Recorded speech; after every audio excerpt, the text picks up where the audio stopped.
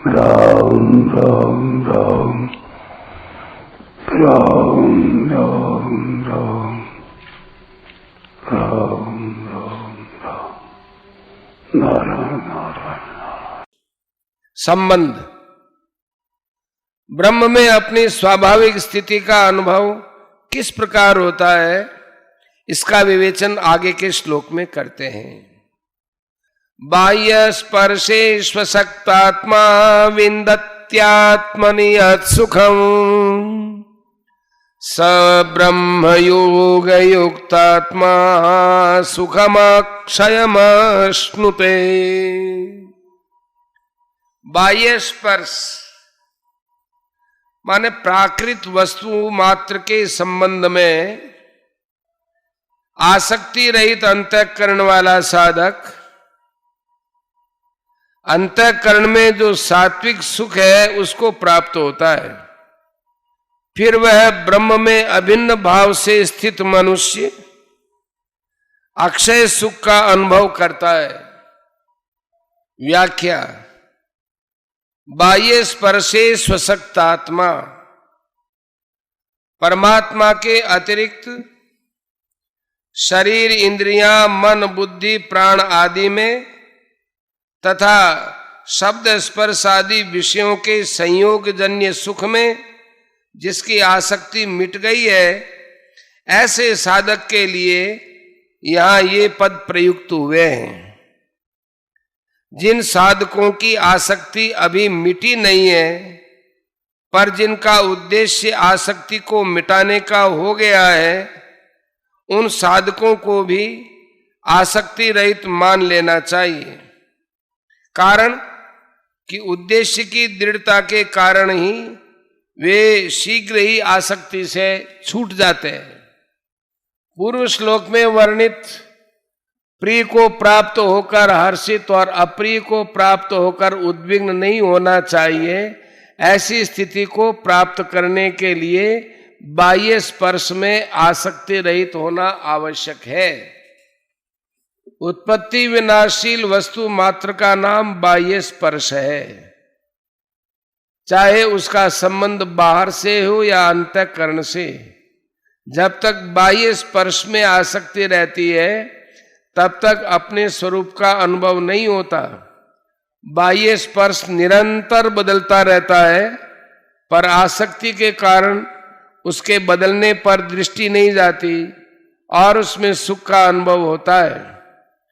पदार्थों को अपरिवर्तनशील स्थिर मानने से ही मनुष्य उनमें सुख लेता है, परंतु वास्तव में उन पदार्थों में सुख नहीं है।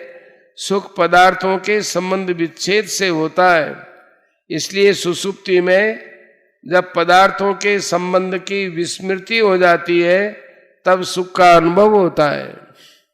वहम तो यह है कि पदार्थों के बिना मनुष्य जी नहीं सकता, पर वास्तव में देखा जाए तो बाह्य पदार्थों के वियोग के बिना मनुष्य जी नहीं सकता। इसलिए वह नींद लेता है, क्योंकि नींद में पदार्थों को भूलना होता है।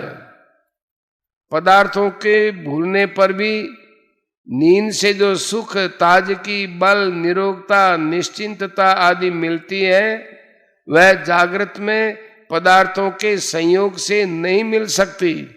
इसलिए जागृत में मनुष्य को विश्राम पाने की, प्राणी पदार्थ से अलग होने की इच्छा होती है। वह नींद को अत्यंत आवश्यक समझता है, क्योंकि वास्तव में पदार्थों के वियोग से ही मनुष्य को जीवन मिलता है। नींद लेते समय दो बातें होती हैं।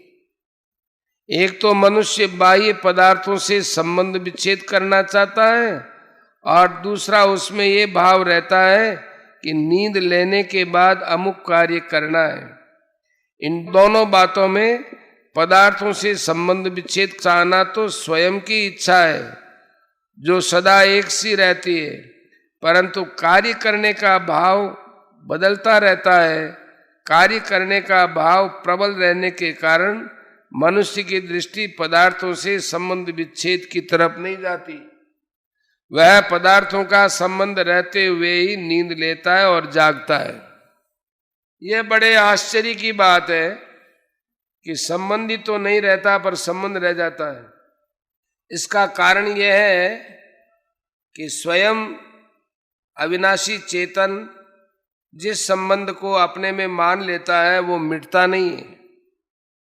इस माने हुए संबंध को मिटाने का उपाय है अपने में संबंध को न माने। कारण कि प्राणी पदार्थों से संबंध वास्तव में है नहीं, केवल माना हुआ है। मानी हुई बात न मानने पर टिक नहीं सकती और मान्यता को पकड़े रहने पर किसी अन्य साधन से मिट नहीं सकती। इसलिए माने हुए संबंध की मान्यता को वर्तमान में ही मिटा देना चाहिए, फिर मुक्ति स्वतः सिद्ध है। बाह्य पदार्थों का संबंध अवास्तविक है, पर परमात्मा के साथ हमारा संबंध वास्तविक है। मनुष्य सुख की इच्छा से बाह्य पदार्थों के साथ अपना संबंध मान लेता है, पर परिणाम में उसे दुख ही दुख प्राप्त होता है। 5/22 इस प्रकार अनुभव करने से बाह्य पदार्थों की आसक्ति मिट जाती है। विंध्यत्यात्मनि यत् सुखम, बाह्य पदार्थों की आसक्ति मिटने पर अंतःकरण में सात्विक सुख का अनुभव हो जाता है। बाह्य पदार्थों के संबंध से होने वाला सुख राजस होता है। जब तक मनुष्य राजस सुख लेता है तब तक सात्विक सुख का अनुभव नहीं होता। राजस सुख में आसक्ति रहित होने से ही सात्विक सुख का अनुभव होता है। स ब्रह्म योगी युक्तात्मा, स ब्रह्म योगी युक्तात्मा, संसार से राग मिटते ही ब्रह्म में अभिन्न भाव से स्वतः स्थिति हो जाती है। जैसे अंधकार का नाश होना और प्रकाश होना दोनों एक साथ ही होते हैं, फिर भी पहले अंधकार का नाश होना और फिर प्रकाश होना माना जाता है। ऐसे ही राग का मिटना और ब्रह्म में स्थित होना दोनों एक साथ होने पर भी पहले राग का नाश बाह्य स्पर्शे स्वशक्तात्मा और फिर ब्रह्म में स्थिति ब्रह्म योग युक्तात्मा मानी जाती है। जैसे 13वें अध्याय के पहले श्लोक में क्षेत्रज्ञ के द्वारा अपने को क्षेत्र से सर्वथा अलग अनुभव करने की बात आई है, फिर दूसरे श्लोक में क्षेत्रज्ञ के द्वारा अपने को परमात्म तत्व से सर्वथा अभिन्न अनुभव करने की बात आई है। ऐसे ही यहाँ पहले बाह्य स्पर्शे स्वशक्तात्मा पद से शरीर संसार से अपने को सर्वथा अलग अनुभव करने की बात बताकर फिर ब्रह्म योग युक्तात्मा पद से अपने को परमात्म तत्व से सर्वथा अभिन्न अनुभव करने की बात बताई गई है। भोगों से विरक्ति होकर सात्विक सुख मिलने के बाद मैं सुखी हूँ, मैं ज्ञानी हूँ, मैं निर्विकार हूँ, मेरे लिए कोई कर्तव्य नहीं है, इस प्रकार अहम का सूक्ष्म अंश शेष रह जाता है। उसकी निवृत्ति के लिए एकमात्र परमात्म तत्व से अभिन्नता का अनुभव करना आवश्यक है। कारण कि परमात्म तत्व से सर्वथा एक हुए बिना अपनी सत्ता अपने व्यक्तित्व का सर्वथा अभाव नहीं होता। सुखम अक्षयम अश्नुते, जब तक साधक सात्विक सुख का उपभोग करता है तब तक उसमें सूक्ष्म अहम सूक्ष्म परिच्छिन्नता रहती है। सात्विक सुख का भी उपभोग न करने से अहम का सर्वथा अभाव हो जाता है और साधक को परमात्म स्वरूप चिन्मय और नित्य एक रस रहने वाले अविनाशी सुख का अनुभव हो जाता है। इसी अक्षय सुख को आत्यंतिक सुख 6ठे अध्याय के 21वें श्लोक में, अत्यंत सुख 6ठे अध्याय के 28वें श्लोक में और ऐकांतिक सुख 14वें अध्याय के 27वें श्लोक में आदि नामों से कहा गया है। इसका अनुभव होने पर उस परमात्म तत्व में स्वाभाविक ही एक आकर्षण होता है जिसे प्रेम कहते हैं। 18वें का 54वां। इस प्रेम में कभी कमी नहीं आती, प्रत्युत वो उत्तरोत्तर बढ़ता ही रहता है। उस तत्व का प्रसंग चलने पर, उस पर विचार करने पर पहले से कुछ नयापन दिखता है। यही प्रेम का प्रतिक्षण बढ़ना है।